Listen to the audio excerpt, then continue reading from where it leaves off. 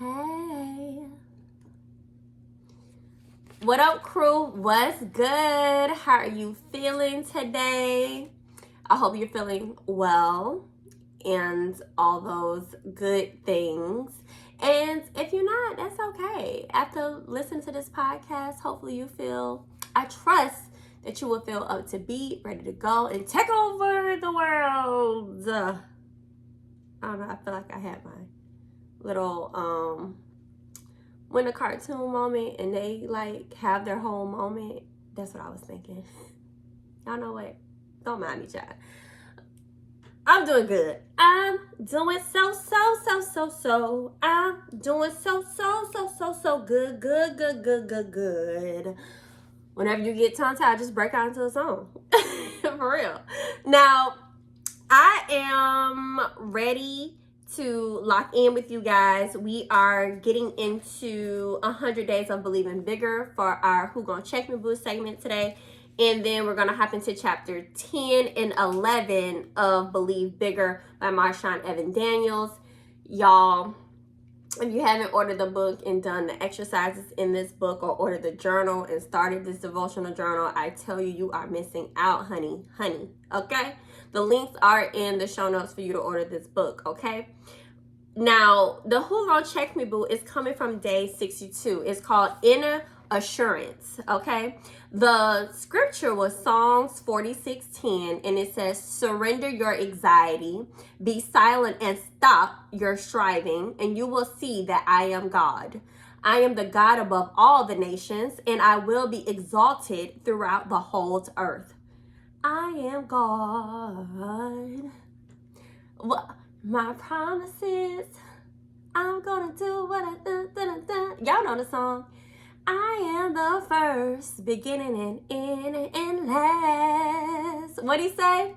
Whatever you need, just ask, for I am. That is my song. I am God. I gotta listen to that when I'm done with this podcast. Anywho, now this scripture really hits for me because I had anxiety. And I'm not talking about just going around that word and misusing it. I would literally have a whole moment and I would try to control it. But when the doors closed and it's just me and God, I can feel it.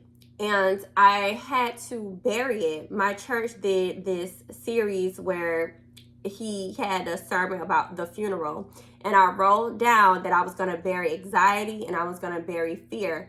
And I prayed about that thing, and I had to read scriptures and literally surrender my anxiety. I no longer wanted it. I no longer accept it. I stopped saying I'm having anxiety about this situation. I stopped claiming it. And in this, it became not just the inner insurance of self, it became the inner insurance of God with the Holy Spirit within me. So reading this, it's like I constantly have to tell myself, He is God. I am His child, and I will surrender anxiety. And in this passage, she wrote, divine stillness is a byproduct of being anchored in God's presence. Stillness doesn't necessarily mean that you're not doing anything. To be still is an action. Okay? Now, she said, when we experience an inability to be still, there is something within us that is restless. God is reminding us here that stillness is not only a command and a decision, but it's a place that we only enter into when we know that God is God. Stillness without belief and surrendered trust is impossible. And I was just like, oh my gosh, yes. If I'm claiming anxiety, what confidence is that I know that God is protecting me and God is in control of my life? And so every time that I get bubbled up and I feel like anxiety could be coming upon me, I rebuke it. And I'm like, no, not today. Anxiety. Okay. And that's just that. And I had to rest in His assurance that He is God and He gonna provide everything. He gonna make everything work out. And typically when you experience anxiety, it's because your mind is overtaking, and you go down this rabbit hole of, for me, it was going down the rabbit hole of if, and feel like I'm having an outer body experience. And I felt like I would get angry, or I would feel like I was shutting down, and I could feel my heart beating in my head. Like, seriously. So she puts the abbreviation of STILL as surrendered trust in the Lord's leadership. And so when you get into those moments where you feel like you have an anxiety, sis, I want you to sit back and be like, where and what is God leading me to? So I need to be still in this moment. Okay. And the prompt question in the devotional was, what is it you're afraid will not work out in your favor? And what's the truth that fear doesn't want you to know? That is a huge question, because like I said, when we have anxiety, it's going down the rabbit hole of what if, or thinking that something is not going to work, and it causes you to panic. And it's just like, what are you afraid of not working in your favor? Do you know who your God is? Okay. And what's the truth that fear doesn't want you to know? And I felt like for the longest, I had this fear of failure, and I had this like, you're not going to be successful. And I had to stop saying those things to myself, to my inner self. It was like, no, you're going to be successful. You're going to be successful in what God has asked you to do. And especially being in real estate, there is times where, baby, deals fall through because of things that I cannot control. And I just had to trust, like, God is my provider. People ask me, how do you stay so positive in a market like this? I said, because I know who my God is, and I am firm on that. And I am firm on that because I have a relationship with him. It's not just a religion. It's not just a routine thing. It is a committed desire to know who he is and what he is asking of me to do. And the only way to do that is to stay in your word. Stay in your word. So anything that he presents an opportunity, I pray about it. I ask if it is of him. And because I do have that relationship with him, I can clearly hear him say yes, no. Okay? Like the last week, I was having I had a listing on the market. And prior to the listing going up on the market, I had a prior agent in that same exact neighborhood, literally a block over, same subdivision, that was on the market for almost 90 days. And they had to reduce their price, I think, once or twice. And I had contacted her. She was an agent of my office, so she was telling me what was going on with the listing. So I went into my listing presentation very confident about the research I did, told the seller what we should price it at. And the seller was like, okay, thank you, understood, was going to sign the agreement, was going to sign it. And then she was like, well, give me a minute, let me think about the price. Now, she called me and she said, well, I talked to God. And I was like, okay. And see, that's a blessing in itself, working with people who have a relationship with Christ. Okay. I pray for those type of clients that align with me and that trust me. And she communicated to me. She said, well, can we try this price before we try that? And I said, sure. And she understood within 30 days, if this doesn't sell at this price, we will talk about reduction. Y'all, we put the house on the market. In 9 days, we had an offer. And it was only $2,000 off of what the list price was. And we did give concessions, and she accepted a deal. And that was just in 9 days. But right before I found out we had the offer, we had like 8 to 11 showings, right? And I was kind of like, okay, God, oh my goodness, something must be wrong because we're not getting the offer. And in this market, sometimes you're like, well, in the industry period, you're like, if it isn't under contract within 14 days, it may not be priced right or whatever. So one day I was just like, okay, God, what do you want me to do? I asked him that every day. And he was like, you know what? I'm not going to answer you. He didn't give me no answer. So I took my daughter to camp, and I was leaving the camp, and he was like, hey, I want you to ride your bike. And I was like, ride my bike? I said, okay. So I went and got my bike, and I rode and I was telling myself I'm going to ride for about an hour. The trail I was on was 14 miles long. And he said, keep going. You ain't tired yet. I kept going. And I'm riding. I'm not tired. And I reached the 14 miles. And mind you, I'm on a bike, so I have to turn back around. There was a part of me that was like, oh, I'm going to Uber back to my car. And I guess God knew that I was really going to do that. And I ended up having to pee, y'all. So I go find this little area in the woods off of the back bike trail to go pee. I put my key in my pants to hold the key. Y'all, I literally went to go pee in the woods. And then a bug was swarming around in my ear. And I was swiping a bug, pants down. My bike fell on the ground. So I pull my pants up. I have pee on my ankles. And then I start going. That was at the 7 miles. By the 11th mile mark, I realized I done lost the key. And I had to think back. I said, okay, it had to fall out when I pulled my pants down to go pee. And so I was like, but I'm not going to turn around. I'm going to finish the trail. And I feel like God knew if I would have got to the end of that trail, I would have called the Uber, put that bike, and rode to get my car and came back. But I didn't. And he knew that. So I turn back around. I find my key. I get to my car. And I'm like, okay, God, I did it. And literally maybe like an hour and a half later, we got the offer and we went on a contract that day. And I felt like, you know, the story in the Bible about the wall of Jericho falling. They had to walk around 7. It's like 7 times. Okay, God. But I did that trail listening to him. Those two things wasn't even associated together. Riding a bike and getting a house on a contract. But I heard him clearly say, do this. And I felt like it was an act of my obedience for him. And I did on 28 miles in 3 hours and 40 minutes.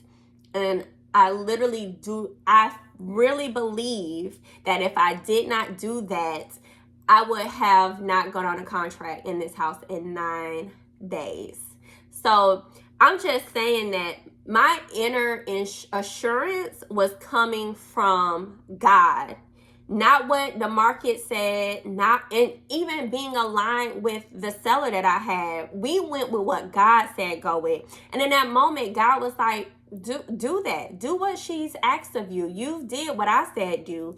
And we put the house on the market at that price, and we worked together, and we ended up being on the contract in 9 days. So assure that what you do is in God, and that stillness that I had riding on that bike and completing that task, God could be telling you to be still in something or to do something that seems disconnected to what you're trying to accomplish. But if you listen to him, when you listen to him and you do that very thing that makes no sense, trust me, it's going to make sense for him. And that's all we need to be assured about. Okay? So that was the Who Gon Check Me Boo moment. God is, because he is always checking us. And if anybody going to check me, baby, it's going to be God. Okay? Now, we're going to get into some crew love. Thank you so much for everyone who's written a review, gave the podcast 5 stars. I see y'all. And I just want to say thank you for the follows on our social media at the Crew Book Club. You can find us on TikTok, Instagram, fan base, YouTube, our YouTube. Thank you for subscribing. And you can also visit thecrewbookclub.com. We have bookmarks, we have shirts, and I appreciate all the crew love. So we're going to get into chapter 10, entering the glory zone, in our book, Believe Bigger by Marshawn Evans Daniels. And entering the glory zone, the first quote at the entrance of the chapter says, when we do something we've never done, we find something inside we never knew we had. And that is so true. I've experienced this in so many ways. Like, when I started doing this podcast, I was just like, okay, God, we're going to do the podcast. We're going to see what happens. And I wanted to be signed to a network. And then I end up asking people to help me produce podcasts and help them start and launch podcasts. And I'm like, okay, I help people on the side, but I haven't made it a business to do it. But you just never know what God will present you if you just get started with the one thing. You get what I'm saying? So, but I want to focus on specifically calling signs on page 183. And the calling signs on, it says, so this is how I found my calling, or how I got out of the way so it could find me.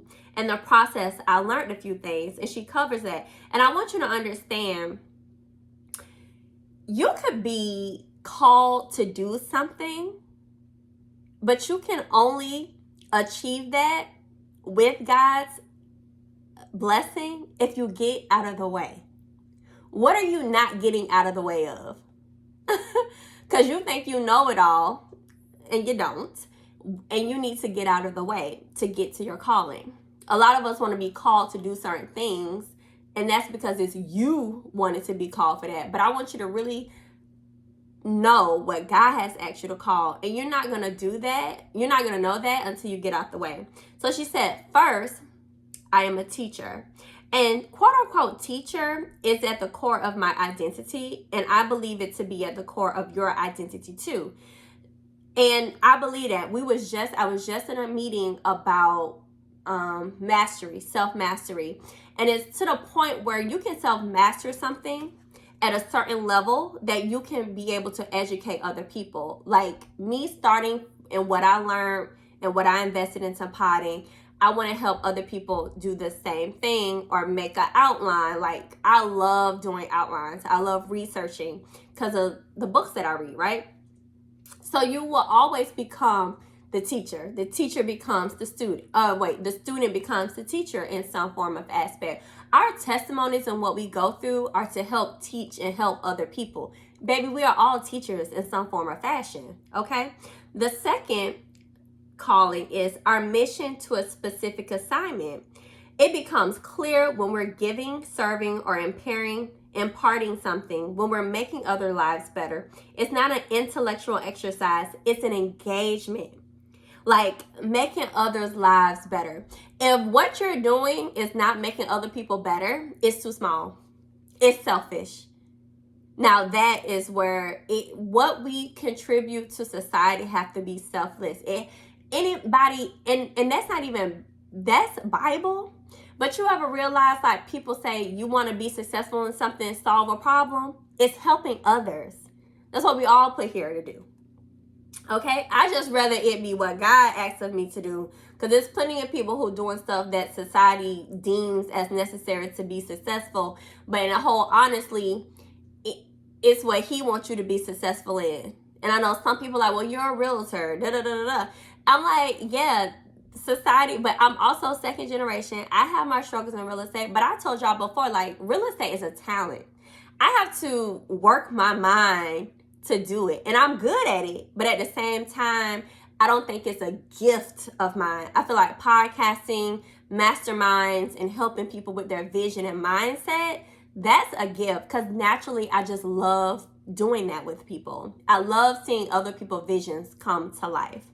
And the third thing to the calling is we each have a voice. Our voice unlocks the voice in others. So communicating what we've gone through, sharing our testimony, will help other people find their voice. What message or story are you not sharing that could be hindering someone else's voice? To understand that how important their voice is to them. Me getting on this podcast and sharing these stories with y'all is for me to help, for Him to give me the power to execute, to help you get to something else. You know what I'm saying? So what are you not doing that could be benefiting someone else? What are you not sharing with your voice? Okay. The fourth is we can't be intentional about something we don't realize we have. You know, this is where assessing your inner vault comes in, because it came natural. It wasn't trained, and you didn't go to school for it. We often overlook our area of significance because we don't think things can come as easy as being connected to our calling.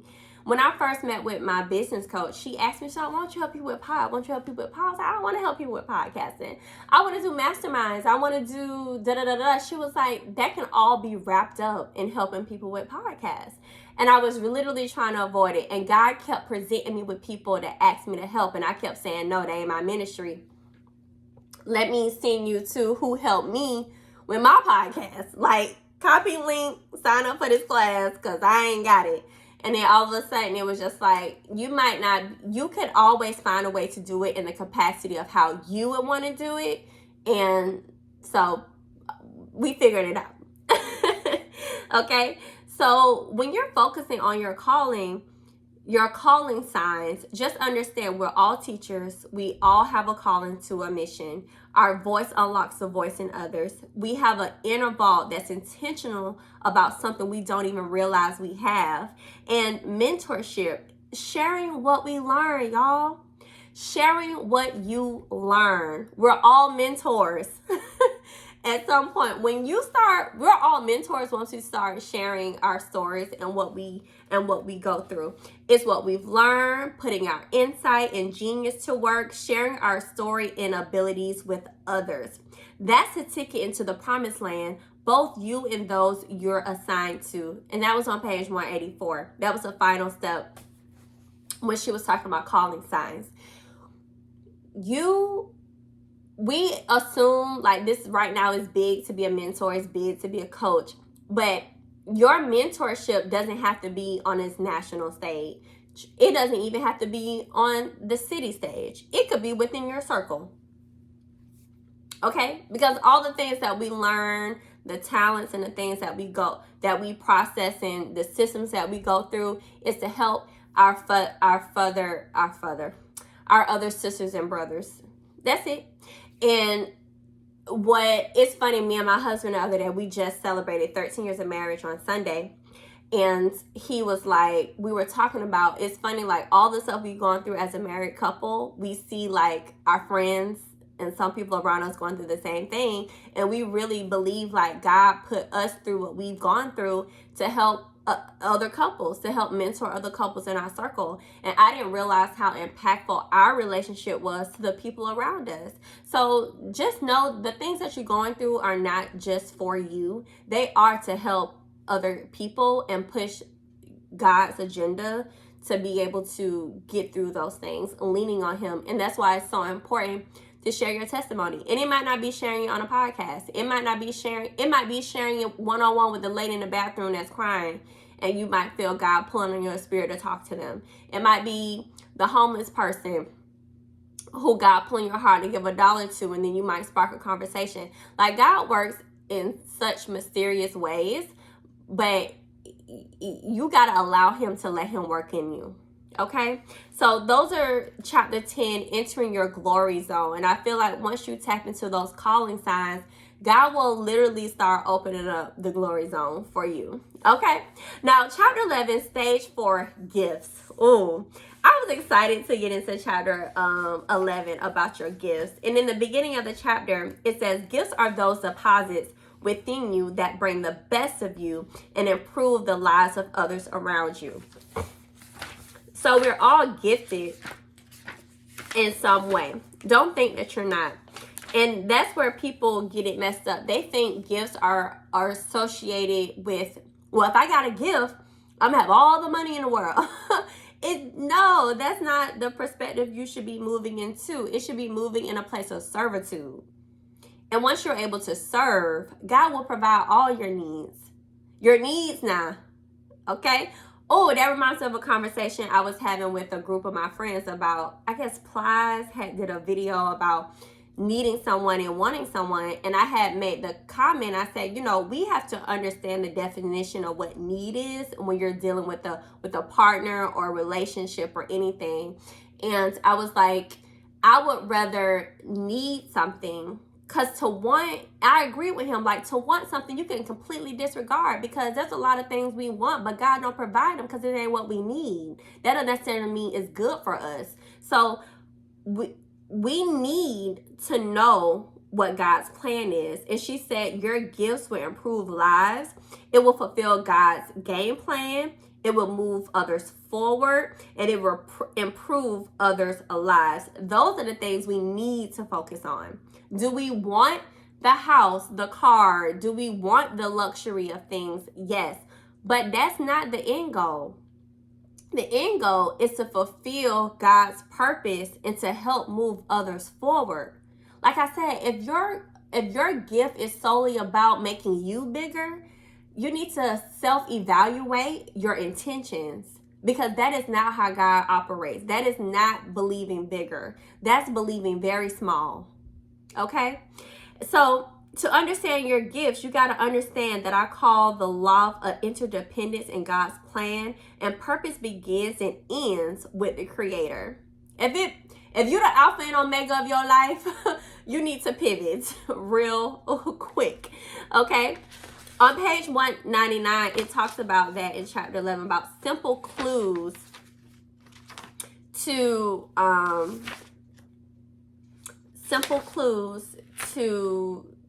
the potential and gifted. And it says joy. These are some clues: joy, ease, passion, proficiency, and impact.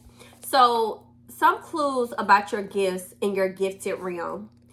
It should be joyful.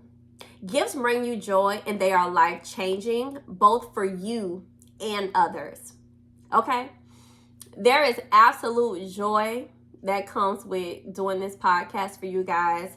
There's absolute joy of reading and discussing these books, and answering your questions. And another simple clue is ease. Gifts flow from a natural, innate place of ease. I'm not saying it's easy, but it naturally flows. When this mic turn on, it naturally just happens. It's not me overthinking it. It's not me falling into this, oh my God, I got a pod today. It literally comes from a natural ease. I was looking at a clip of Erykah Badu, and she was saying people should focus on what comes easiest to them, and that's the gift that's going to help bring success to your life and peace. And I believe that wholeheartedly. Passion. It says, gifts ignite your passion and call forth your best self. You feel alive when you're operating in them. In fact, you love life the most when you're in your gifts. You're in a state, in a zone, and I lose track of time. Like, I literally have to keep watching the clock to make sure that I'm not talking y'all ear off too much, because I could do this all day. Okay, if I literally got paid to sit here and have people come on and talk throughout the day, of course with some boundaries, I would do that. And it says it should be proficiency. Gifts demonstrate a superior proficiency, aptitude, and quality. You have super ability to effortlessly what is difficult for others. You can do it quicker, better, and keep improving, quantum leaping past others. Yes, think about how proficient you move and what you call a gift. Okay? Is it quicker, better? Is it easier to keep improving? Or do you find it challenging and like, oh my God, like you have to make yourself do it? I'm just saying. What about impact? She talks about that. Your gifts make a positive difference. When in your presence, people soar where they once struggled. Other desires benefit from and love them too. What are you doing that is impacting others that make them feel so good about themselves when you enter into the space of doing that? Let me tell y'all, I am part of a community where I'm the captain of a book review. And when I'm talking about these books and I'm passionate about these books, I can go. Okay? And I got to tell myself to be quiet. Because I just love it. And then when I see other people experiencing what I experienced reading these books and taking it to their level and telling me, oh my God, that is such a good book. I'm happy you recommend it. And oh, you making such a difference when I'm out. And I'm like, oh my gosh. Like, and it ain't like boasting about me. I literally be like, it's nothing but God. God did. It's nothing but God telling me what to do. And I don't want to do it without him. I always I said, if y'all ever see me stop doing this podcast, it's because God made it very clear tonight. Even today, I'm recording this podcast on the day that it's supposed to drop because my anniversary this weekend and last week was just crazy. And I was just like, you know what? I'm going to put a little note and say, I'm going to redo tomorrow. God was like, no. God specifically told me you need to drop every Monday until I say not. And he has not said not. I have said not. But the moment that I lock in and I realign with him, it's just like, let's go. It's go time. And I feel like I will be disobeying him if I don't. And let me tell y'all something. I ain't got time to be disobeying God. Do you understand me? I have done it for too long in my life. And I don't have time to disobey him. All right? So those were some simple clues to show you about your gifts in your gifted realm. It should come with joy. It should come with ease, passion, proficiency, and impact. And that was on page 199 in chapter 11, stage 4 gifts, in our book Believe Bigger by Marshawn Evans Daniels. Now, if you're struggling with figuring out your gifts and things aren't coming with ease and your mind is just fully gone into the what if mode and you're constantly struggling with your thoughts and all of those things, and you just don't know how to articulate, you don't know how to express them, heck, you don't have nobody to express them to.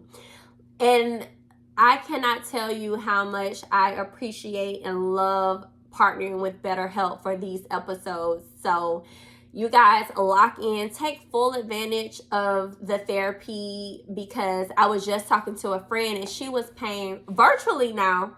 She was paying $150 per session. And I was like, girl, if you don't get this, BetterHelp, I'm going to send you the link, because I think the most I ever paid for 4 sessions was $280.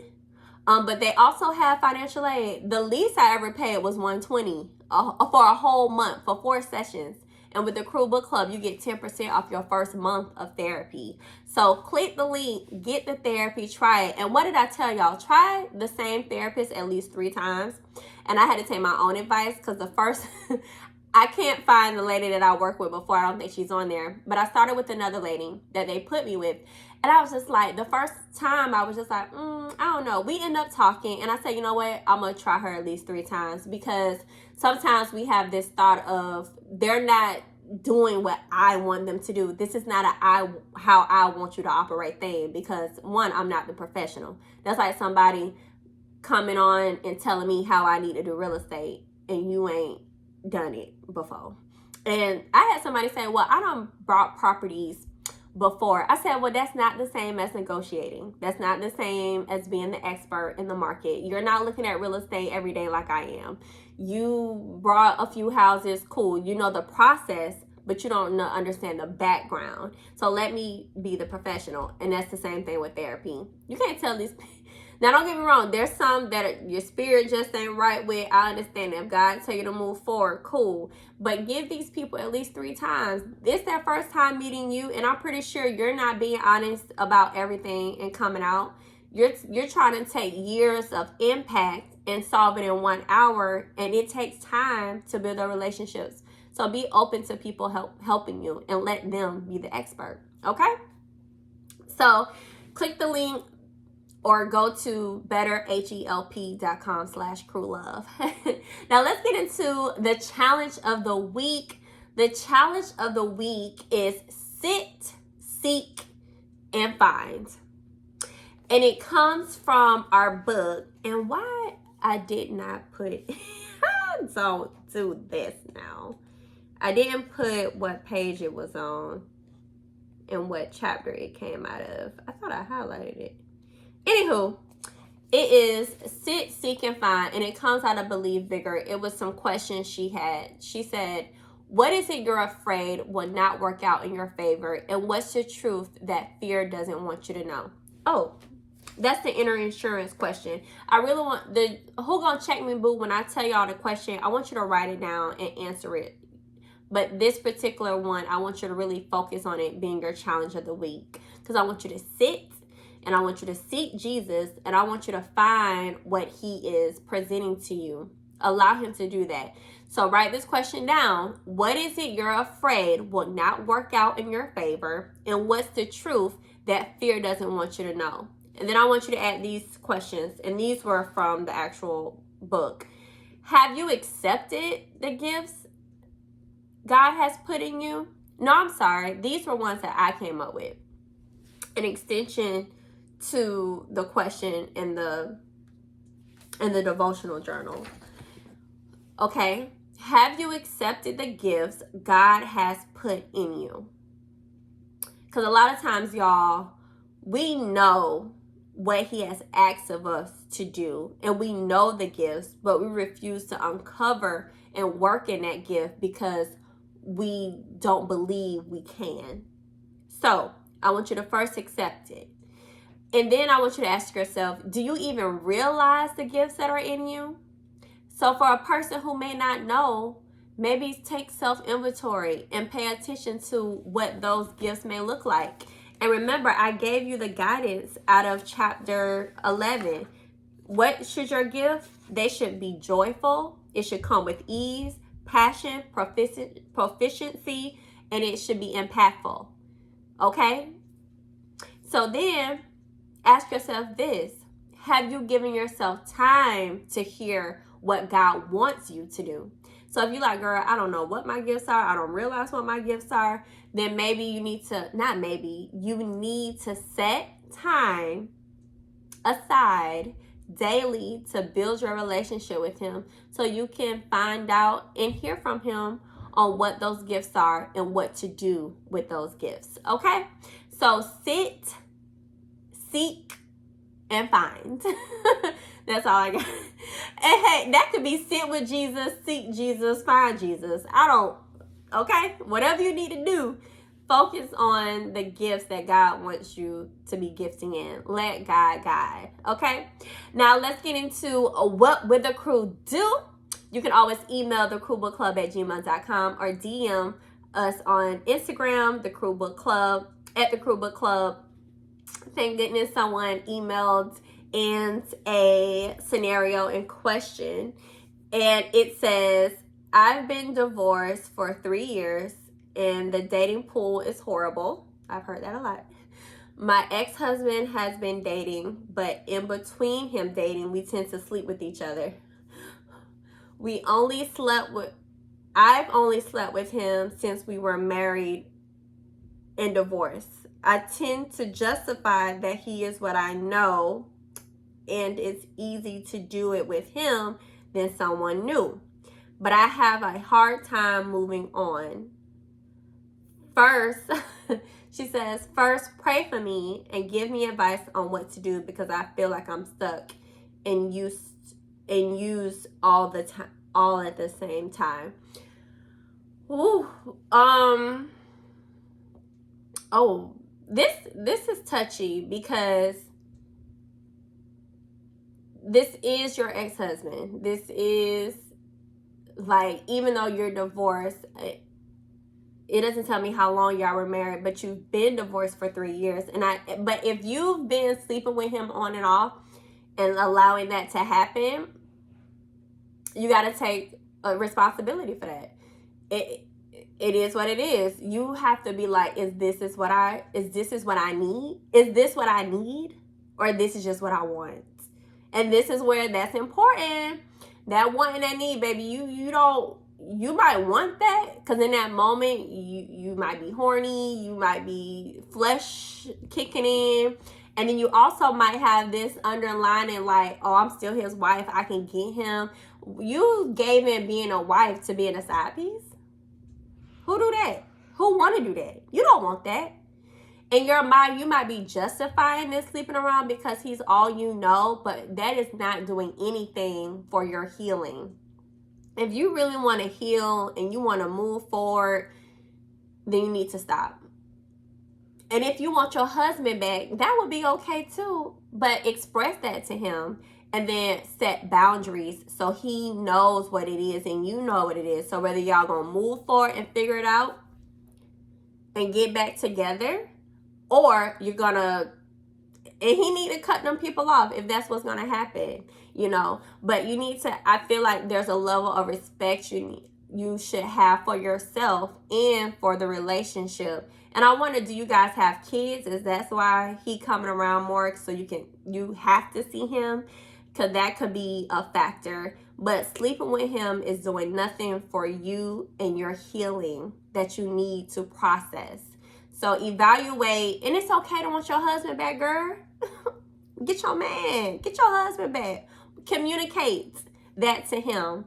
And if he doesn't want to do that, that's okay too. Just set the boundary that you can no longer engage in sexual relationships with him so you can be able to move forward. For both of y'all to move forward. You can't expect God to bless you with a new husband if you still messing around with the old one. It just don't work like that. So I'm going to definitely be praying for you, because I can only imagine how difficult and hard that is. Divorcing somebody is like death. You know what I'm saying? And so I'm going to definitely pray for you, sis. But yeah, find out what you want. Maybe that's your challenge this week. Give God time to tell you what to do in this particular situation. But my advice would be stop the sex. Communicate if you want your husband back. And if you don't, then definitely stop the sex so you can be able to heal and move forward. Because every time you have sex with him, that's just opening up that womb to heal. That's a soul tie.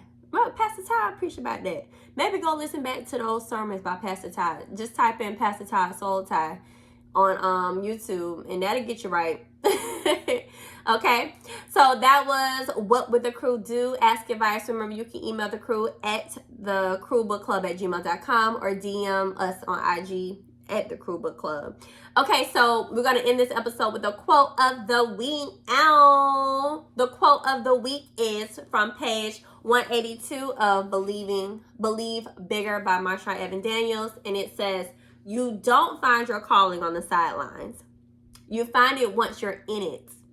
It's not something to be explained. It's something to be explored. Destiny is not an intellectual exercise. It's experimental. God reveals your brilliance while you're building the bridge, not once you've gotten to the other side." Come on, crew. Let's go out and build our bridge with God and see what path he takes us. So thank you for tuning in to the Crew Book Club podcast, and I will holler at y'all next week. Hey!